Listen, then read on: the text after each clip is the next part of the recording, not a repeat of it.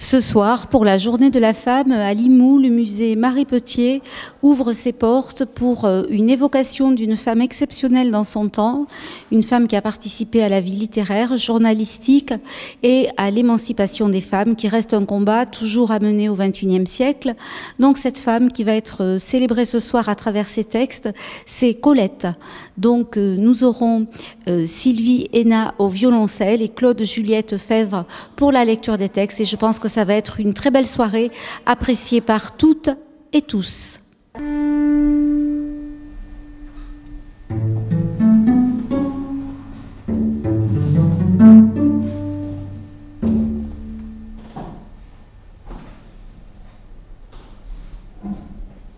Écrire, pouvoir écrire. Cela signifie la longue rêverie devant la feuille blanche, le griffonnage inconscient, les jeux de la plume qui tourne en rond autour d'une tache d'encre, qui mordille le mot imparfait, le griffe, le hérisse de fléchettes, l'orne dentelle, de pâte, jusqu'à ce qu'il perde sa figure lisible de mots, muet en insecte fantastique, envolé de papillons fées. Écrire, c'est le regard accroché, hypnotisé par le reflet de la fenêtre dans l'encrier d'argent, la fièvre divine qui monte aux joues, au front, tandis qu'une bienheureuse mort glace sur le papier la main qui écrit.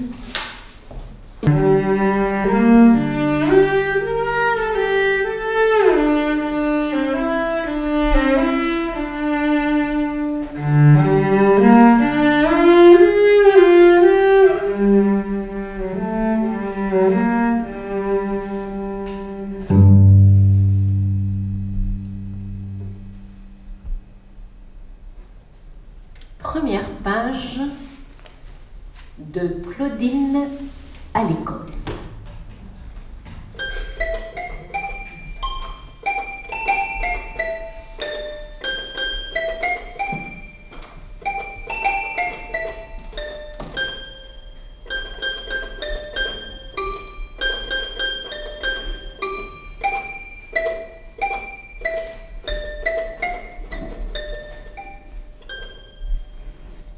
Je m'appelle Claudine.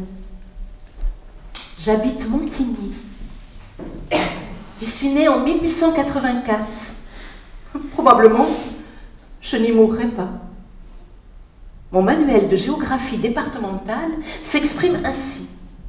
Montigny en Frénois, jolie petite ville de 1950 habitants, construite en amphithéâtre sur la Thèse. On y admire une tour sarrasine bien conservée. Moi, ça ne me dit rien du tout, ces descriptions-là.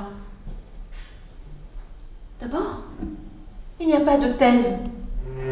Je sais bien qu'elle est censée traverser des prés au-dessous du passage à niveau. Mais en aucune saison, vous n'y trouveriez de quoi laver les pattes d'un moineau. Montigny construit en amphithéâtre. Ah non, je ne la vois pas ainsi. À ma manière, c'est des maisons qui dégringolent depuis le haut de la colline jusqu'en bas de la vallée. Ça s'étage en escalier au-dessous d'un gros château, rebâti sous Louis XV et déjà plus délabré que la tour sarrasine basse, toute gainée de lierre, qui s'effrite par en haut un petit peu chaque jour. On en attribuait une bonne part parce que j'ai senti que je plaisais. Et que Vague a été trouvé trop grimaçant. On me l'a d'ailleurs dit. Et puis, il se démoralise. Parce que ce sacré public échange des réflexions à voix haute tout le temps. Imite des bruits de baisers, chuchote, etc. Ça scandalise Vague, qui n'a jamais vu de public méridional, sans doute. Je t'assure que les applaudissements ont sonné de rue, tu sais. Le bon applaudissement sec et dur, pas celui qui fait un cloc-cloc-monde. Je me couche, chérie. Je suis vannée. Je t'aime. Je te regrette. Tu me manques plus que tout. Sois sage. Sois bien portant, surtout. Mon Dieu, comme tu m'as désappris à vivre seule, moi qui autrefois avais une sorte de goût mélancolique et vif pour la solitude. Je t'aime.